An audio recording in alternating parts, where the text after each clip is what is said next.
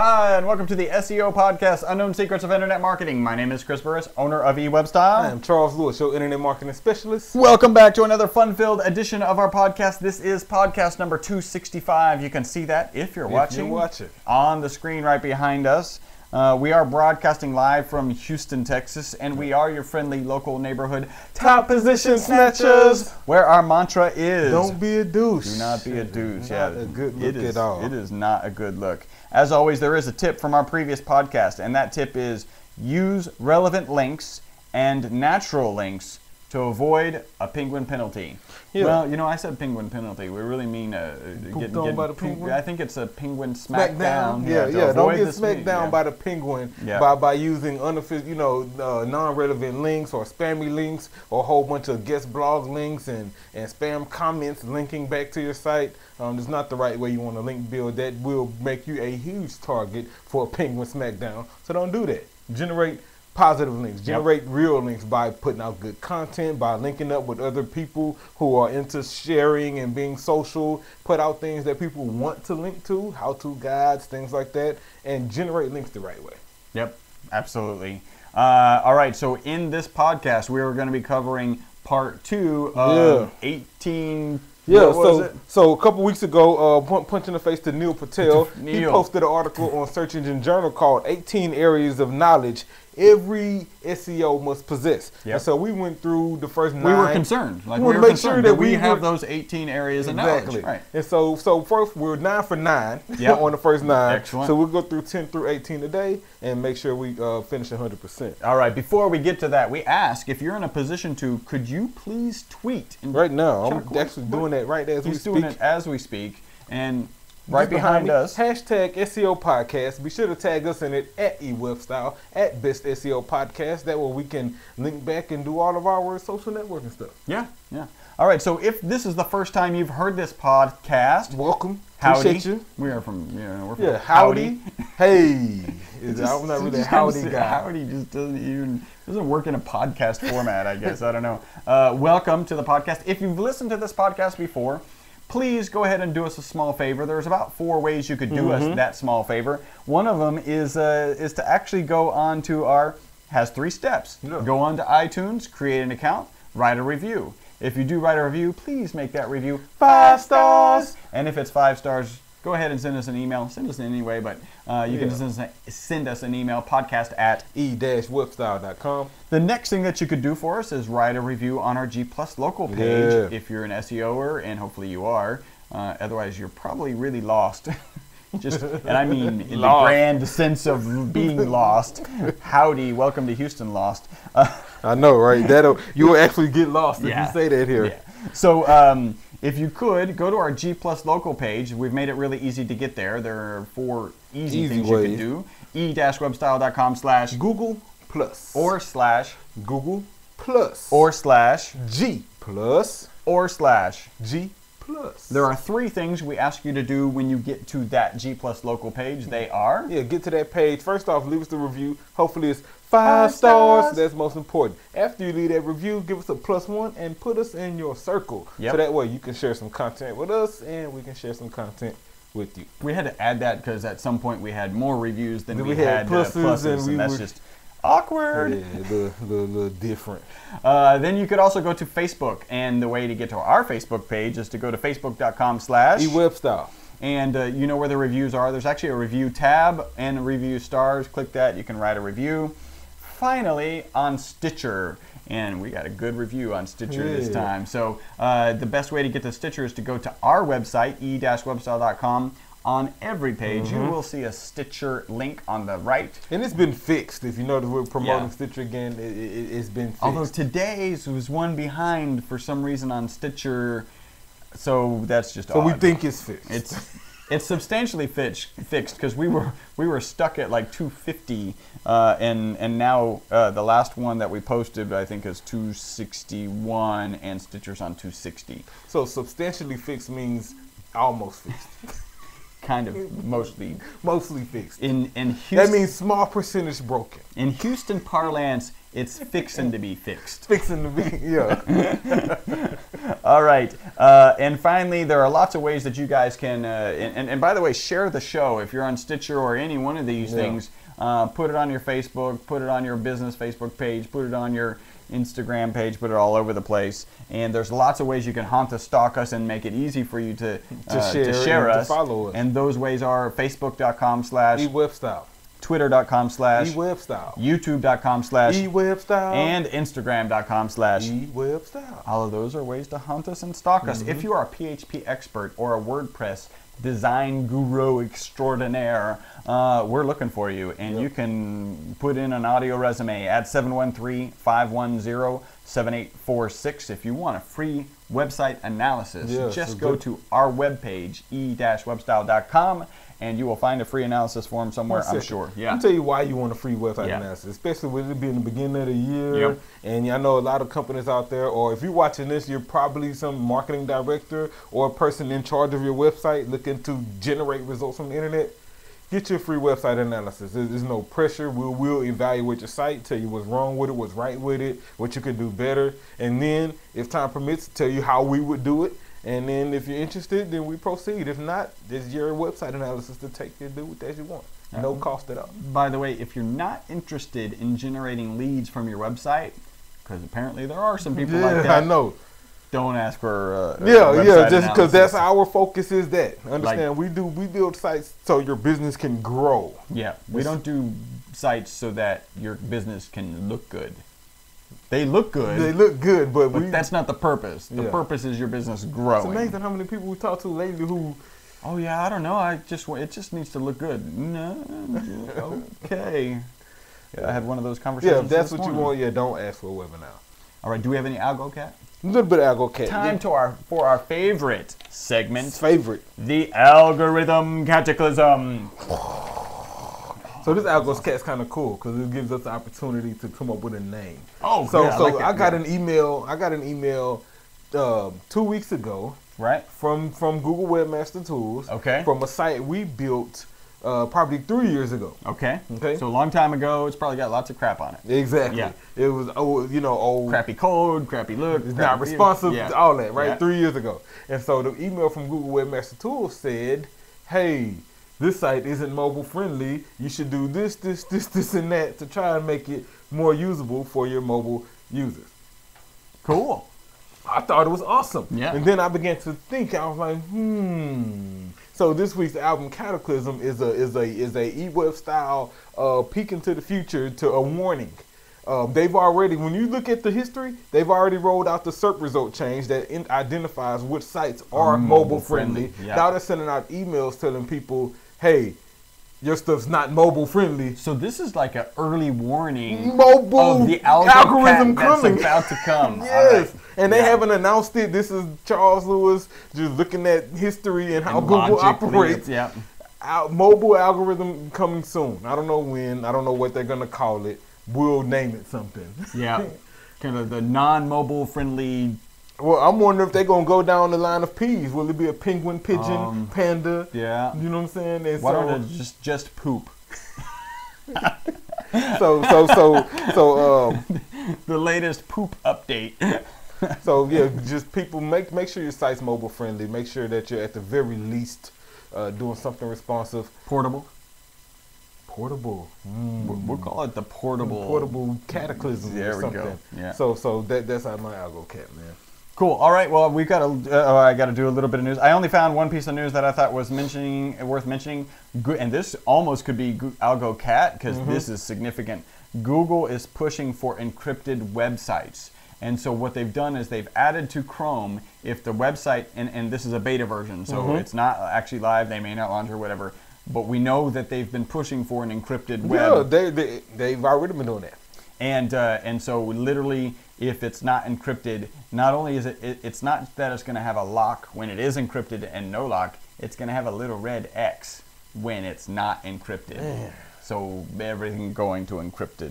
I think it's a decent thing to do. I mean, it's all right. I mean, it just sucks because that sort of deal makes it harder for dudes like me or companies like us to get data and be effective with our marketing because all the data is encrypted. Right. And so we've already don't have any not provided words, and so now we won't have location data or all the other things that come with being encrypted.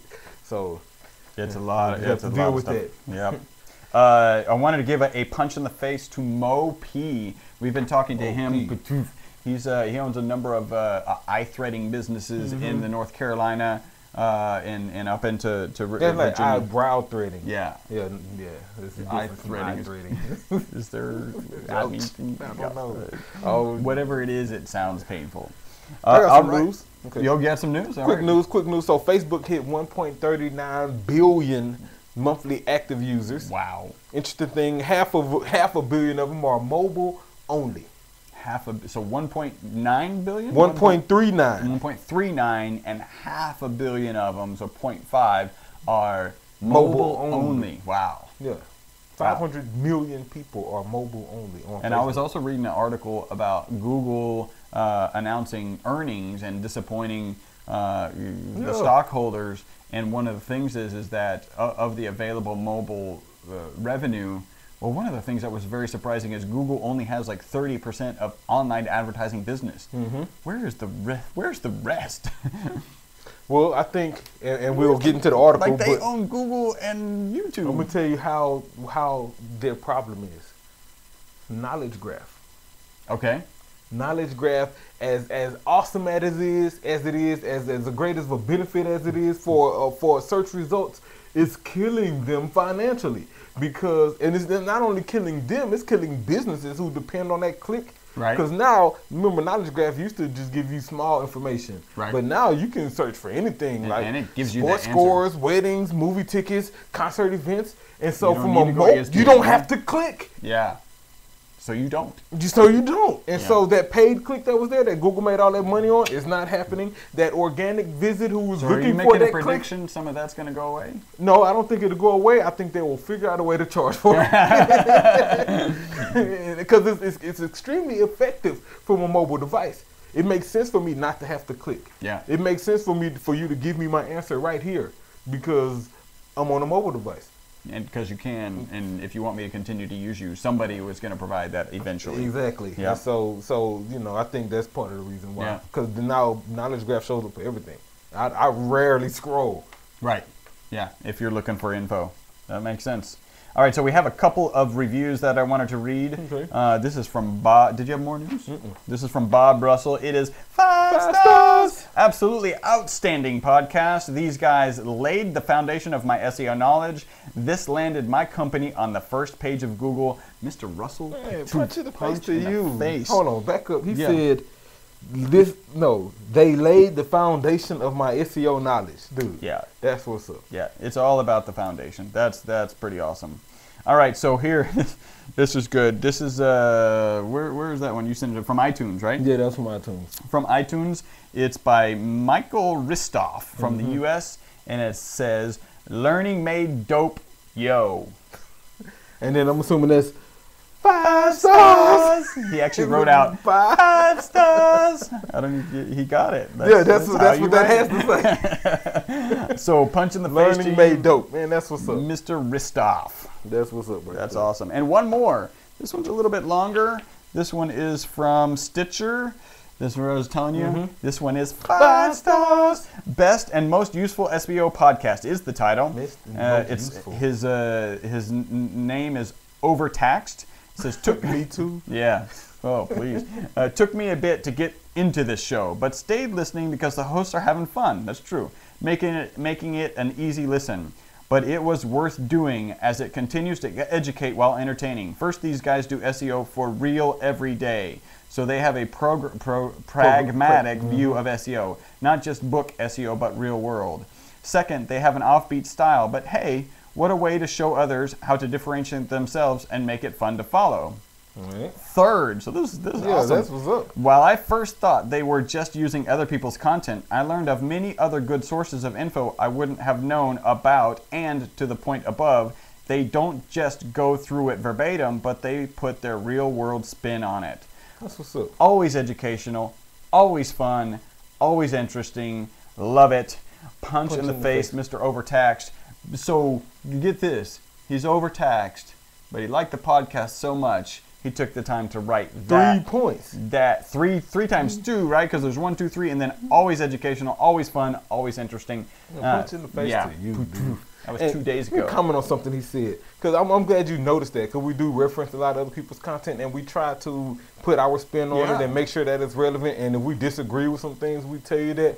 But more importantly, understand that we aren't the only SEO company. Right. There are plenty of experts and people who have been doing it for quite a while. And so when we do present content, it's from a trusted source. It's from somebody we believe in. It's from somebody who I believe what they're saying. Yep. And that's the only reason we present it to you guys. If we found some faulty content and we did present it, it would be to strictly criticize it and tell say you how how bad it ridiculous was. yeah. Exactly. So I appreciate him understanding that it's we're not contributing to the content. Yeah, it's not great content to begin with, and we're contributing the real world applications of that content. Definitely. Yep. All right, so that is the potatoes of our podcast. Time to get into the meat. Again, this is 10 through 18. This is 10 through 18. 10 through 18. Yeah, so remember the article was by Neil Patel over at Search Engine Journal. 18 areas of knowledge every SEO must possess. A couple weeks ago, we went through 1 through 9. Pretty good article there. If you want to check those out, go check out podcast 264 and see 1 through 9. But let's dive right into 10 through 18. So number 10, we're talking about things every SEO must possess, the knowledge, right? HTTP status codes. I thought this was a good one. I wouldn't call it an advanced SEO, but it's definitely some things that as an SEO person, as an internet marketer, you need to understand status codes. Well, check what are status codes. Does that mean like, yeah, I'm like the coolest? Is that like is that a status?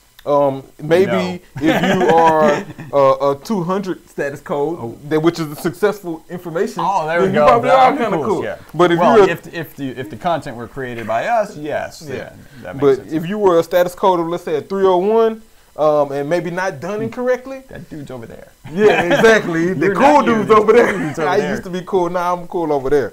You know, or 302, you kind of temporarily cool. Yeah, cool you're for here, now. You're cool over there, and eventually you'll be cool here again. I'm gonna tell you the most uncoolest code ever. 404. Oh yeah. Yeah, that guy's not cool at all. He can't be found. And so those are your status codes. 301, 302, 301s, that's your permanent redirect. So all your what's my word? Canonicalization canonical, and all of that kind of stuff. You're using your 301s for that. If you may be redesigning and doing some temporary stuff for a small campaign, you want to do a 302 for that. Yep. All 404s, man, create you a custom 404 page. So that way you can take advantage of whatever traffic that happens to land on one of those. I can give you a good example. 302 is not something that you think of very often where you could use it. I can give you a really good example, and it's almost permanent, but it's great that it's 302, and that is our actual podcast. So in order to have a podcast show up on iTunes, you turn in an RSS feed. That's an XML file, RSS feed, and what we did is we turned in an RSS feed that's actually on our server. So the RSS feed is like e-webstyle.com/podcast/podcast.xml, something like that. And then we did a 302 redirect because our podcasts are actually hosted at Podomatic, and they have an RSS feed for our podcast. We could have submitted that one to iTunes, but we submitted our own by submitting our own and 302ing it over to Podomatic. If we ever decide not to use Podomatic, cheaper solution, better solution, whatever, cousin starts a solution, podcast hosting business, then we can 302 it to that new location, because 301 means, hey, stop looking here for it, it's over there. This is saying, hey, keep looking here for it, but right now, go look over there. Yeah. So that's a good example. And I actually don't know, nothing comes to my mind of another example of using a 302. But yeah, I can't think of that. Unless the only thing that comes to mind is maybe, like I said, you're launching a beta site, or you're doing some sort of combination of sites, maybe an app, or some sort of e-commerce capability, all within a certain domain name. Yep. You need to temporarily redirect some people. Yep. All right. Number 10, status codes. Number 11, web development. And we're talking, 18 things that every SEO should possess, should know. And web development is number 11. Yeah. Our platform of choice is WordPress.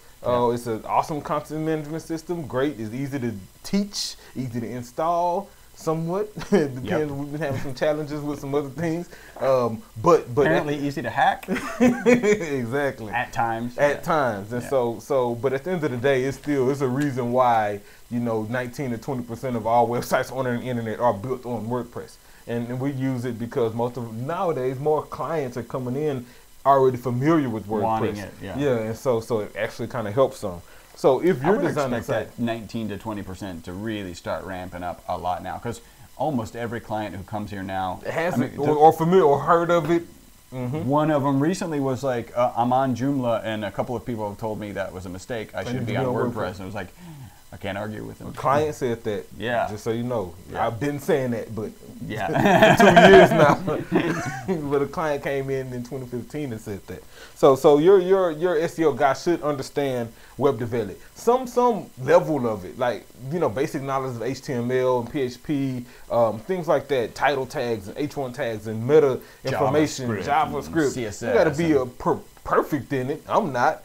But I know enough to optimize your site, and then we have some resources who are skilled at that. Exactly. So every SEO should have some working knowledge of website development. That's number 11. Number 12. Street SEO, what's up? Number 12, we're talking 18 things that all SEOs should possess in regards to knowledge. Number 12 is algorithms. He goes on to say, as an SEO, you should be aware of the fact that an algorithm is responsible for determining search results. No one except Google employees know the entire algorithm, but SEOs can make an educated guess.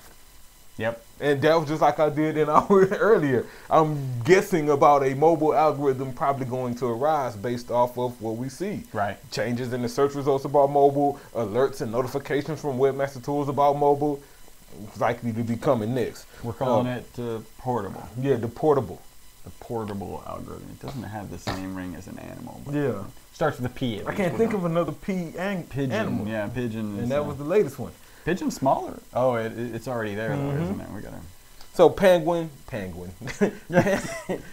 panda, talked about content and things like that. Penguin targeted links and link farms and things like that. And so as your SEO person, they should be fully aware of the latest algorithm changes, how they affected your site, the dates that they happened on.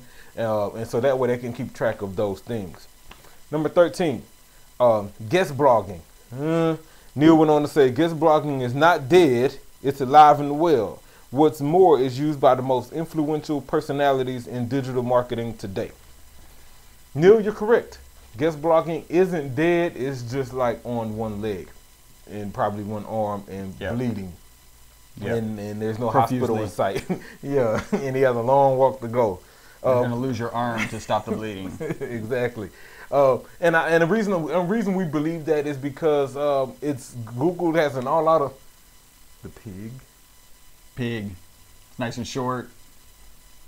And so how do we not guest blogging is one of those things that Google is really watching. They've already, Panda targeted that some, found all of those sites that had, guest content and duplicate content and all of the things people were doing while guest blogging, keyword stuffing and all of these links that really didn't have value. And so if you're going to do it, if you're going to put your name, your domain name, your profile, your on the line on a guest blog, make sure that the site you're doing it on is legit. Make sure that it's relevant to your industry. Make sure that the content you post is not already on your site, that it's original content for that blog, right? When you link over, don't exact match those links. Go with click here or, something like that. Make them natural, because as soon as you begin, don't spin that article and post it in a whole bunch of other places. Those were some of the reasons why guest blogging kind of went downhill. And so you can do it. Be careful, do it correctly, and make sure the content's worth it. If you're going to post it, which is the deal. This is kind of, I'm on the fence, right? You can go spend all this time developing 700-800 words with video and bullet points and an infographic and all this to post it on somebody else's site. Yeah, post that on yours. Yeah, and so guest blogging is number 13. And you should be familiar with it as an SEO. Number 14, content marketing.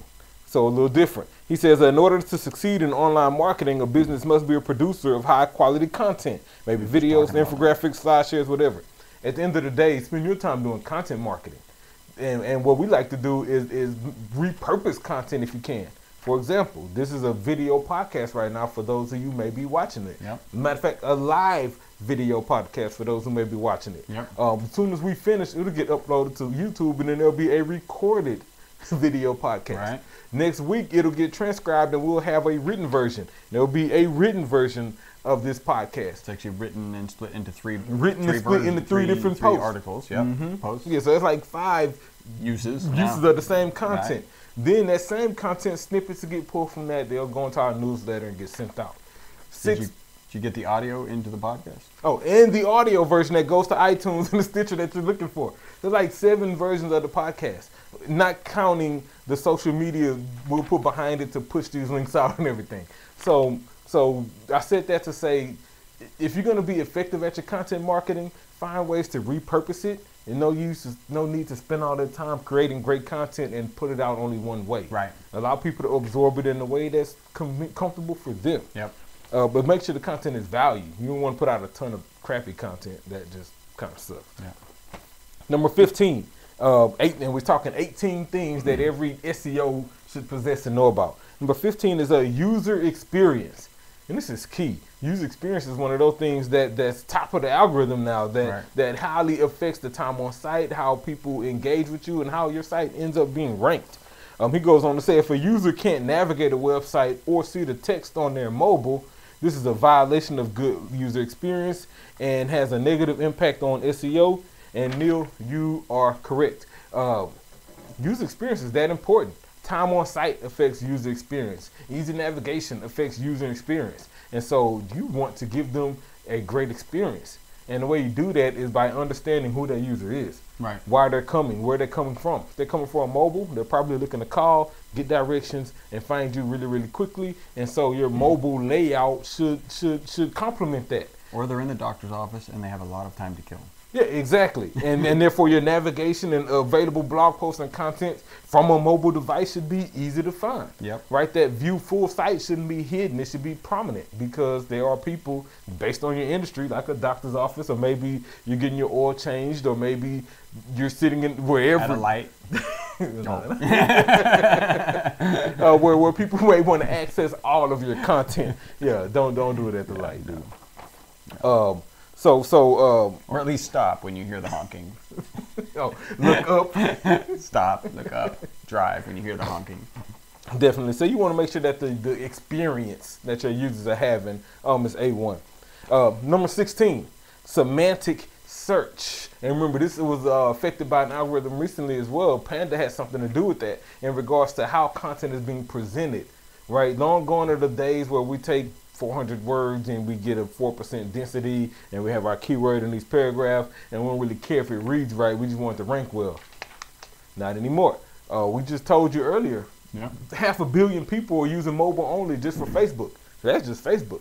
And then before that, we talked about the knowledge graph and how people search. And so when you consider that, how many people own a mobile device, you can't just use regular content. You have to write your content in a semantic way that I wrote down conversational style. You want it in the way how people speak, how people read, how people communicate. So that way when they do find your site, first off, they have a better user experience because the site is communicating with them. And furthermore, from a search perspective, especially on a mobile device, they will tend to search the way they read.